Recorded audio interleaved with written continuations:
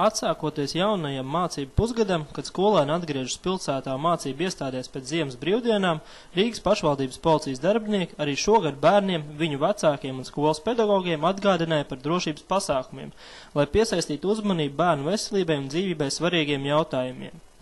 Policijas darbinieki bērniem stāstīja par drošības un sabiedriskās kārtības jautājumiem, kā arī pārunāja pienākumu un atbildības tēmas. Uzmanība tika pievērsta drošībai uz ceļa. Īpaši ziemas laikā, kad ietvers ir slidens un pastāv lielāks risks nokļūt nelaimes gadījumos.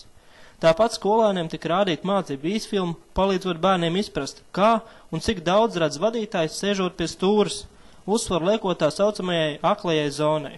Ziema ir laiks, kad bērni aktīvi nodod ziemas priekiem, tādēļ skolēniem tika skaidrots arī par it kā nevainīgu izklaižu iespējamām nelabvēlīgām sekām, uzsvarot, cik būtiski ir ievērot zināmu piesardzību, slidinoties ar ragaviņām gar ceļiem ar autotransporta satiksmi, kā arī kāpjot uz aizsalošām upēm un ezeriem.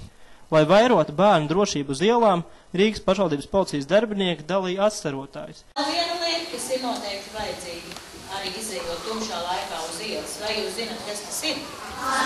Atstarotājs. Paceļiet rokas, cik daudziem no jums ir atstarotājs.